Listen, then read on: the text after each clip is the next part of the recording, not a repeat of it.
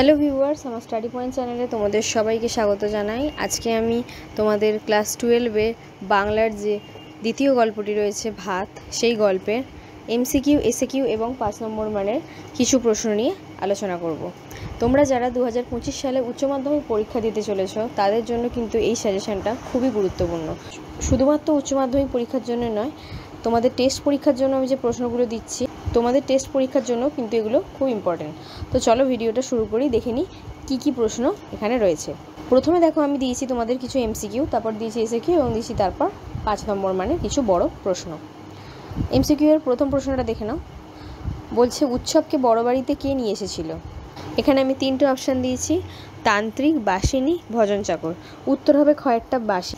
Next 2 নম্বর প্রশ্নটা বলছে, কালো বিড়ালের লোম আনতে গেছে বড় পিসিমা, বড় বউ, উৎসব, ভজন চাকর। এটা হবে ঘয়েরটা অর্থাৎ ভজন চাকর। 3 নম্বর প্রশ্নে বলছে, কনক পানি চালের ভাত খান বড়বাবু, ছোটবাবু, মেজবাবু, পিসিমা। উত্তর হবে বড়বাবু। মন্ত্র বলে তান্ত্রিক কী দিয়ে রোগ বেঁধে ফেলেন? কালো বিড়ালের লোম, ঘোড়ার লেজের লোম, ঢোড়া সাপের লোম। এটা হবে কয়েকটা কালো বিড়ালের লোম। নেক্সট 5 নম্বর প্রশ্ন বলছে, মারতে মারতে উৎসবকে থানায় নিয়ে যাওয়া হয় কারণ? টাকা চুরির জন্য, পেতলের ডেচকি চুরি করার অপরাধে, রান্নার খিচুড়ির পাত্র চুরির জন্য, চাল চুরির জন্য। এটা হবে খয়েরটা পেতলের ডেচকি চুরির করার অপরাধে। নেক্সট প্রশ্নে চলে যাব। বলছে, অসুচ বাড়ির ভাত খেতে নি দাদা, এ কথা বলেছিল বড় বউ, বাসিনী, তান্ত্রিক, বড় পিসিমা। উত্তর হবে বাসিনী। দেশজোড়া দুর্যোগেও তোমার ঘরে রান্না হয়? কার ঘরে রান্না হয়? সাধনবাবুর ঘরে, সতীশ মিস্ত্রির ঘরে, মহানাম শতপথীর ঘরে। এটা হবে খয়েরটা সতীশ মিস্ত্রির ঘরে। 8 নম্বর প্রশ্ন বলছে, খাবার ঘর মুছেছ বাসিনী? ছোট বউ, মেজ বউ, বড় পিসিমা। উত্তর হবে মেজ বউ অর্থাৎ খয়েরটা। 9 নম্বর প্রশ্নে চলে যাব। বলছে, মনিবের ধান খায় তো তুই কাঁদিস কেন? বলেছিল শতপথী, সাধনবাবু, বাসিনী। এটা হবে শতপথী। 10 নম্বর প্রশ্ন বলছে, এই গল্প গ্রামের সবাই শুনেছে। গল্পটা হলো, বাসিনীর মনিব বাড়িতে হেলা ঢেলা ভাত, বাসিনীর মনিব খুব ভালো লোক, বাসিনীর মনিব সতীশবাবুর আত্মীয়, বাসিনীর মনিব বাড়িতে লোকের মেলা। আচ্ছা, এর উত্তর হবে কয়েকটা বাসিনীর মনিব বাড়িতে হেলা ঢেলা ভাত। চলে যাব এসএকিউয়ে। এসএকিউয়ে প্রথমটা বলছে, দেখো, রেঁধে বেড়ে শাশুড়িকে খাওয়ানোর দায়িত্ব কার ছিল? শাশুড়িকে সে কী খাইয়েছিল? 2, ঝিঙে চাল শাক এবং রামশাল চা কী দিয়ে খায়? ওই 5 ভাগে ভাত হয়, 5 ভাগের পরিচয় দাও। কপালটা মন্দ তার, বলার কারণ কি? 5 নম্বরে বলছে, দিনটা এমন ছিল, দিনটা কেমন ছিল? টিনের বেশ একটা মুখবন্ধ কৌটো ছিল ঘরে, সেই কৌটোতে কি ছিল? নেক্সট, কিন্তু সাগরে শিশির পড়ে বলতে কি বোঝানো হয়েছে? নেক্সট, তখনই উৎসব প্রেত হয়ে গেছে, কখন উৎসব প্রেত হয়ে গেছিল? 9 নম্বর প্রশ্নে বলছে, শেষ খোঁচাটা মারেন, খোঁচাটা কি ছিল? নেক্সট, নইলে দোষ লাগবে, বলার কারণ কি? সে স্বর্গসুখ পায়, কে কিভাবে স্বর্গসুখ পায়? চন্নুনি রে তুইও খা, কোন গল্পের অংশ? চন্নুনির পরিচয় দাও। 13 নম্বর প্রশ্নে চলে যাব। বলছে, তাস পেটানো ছেলেগুলো অস্বস্তিতে পড়ে, কেন ছেলেগুলো অস্বস্তিতে পড়ে? 14, নইলে দোষ লাগবে, বলার কারণ কি?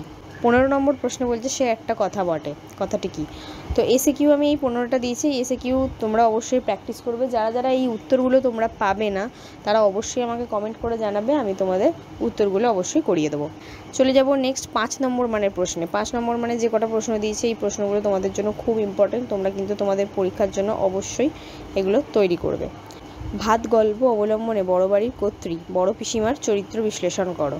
এর মান হচ্ছে 5। আচ্ছা দেখো, এইটা অথবা দিয়ে দিয়েছি, অর্থাৎ অথবা দিয়েও তোমাদের এইরকমভাবে প্রশ্নটা আসতে পারে। প্রথমে যে প্রশ্নটা দিয়েছি এইটা না এসে এই যে অথবা যে প্রশ্নটা দিচ্ছে এইভাবে কিন্তু তোমাদের প্রশ্নটা আসতে পারে। যেমন, এই সংসারে সব কিছুই চলে বড় পিসিমার নিয়মে। বড় পিসিমা কে? প্রশ্নের মান 1। গল্পে তার চরিত্রের কি পরিচয় পাওয়া যায়? এই প্রশ্নের মান 4। ঠিক আছে, চলে যাব নেক্সট প্রশ্নে। বলছে, বাসিনী এনেছো, বাদায় থাকে, অথচ ভাতের আহিংকে এতখানি। বাসিনী কে? এই প্রশ্নের মান 1। সে কাকে কি জন্য এনেছে?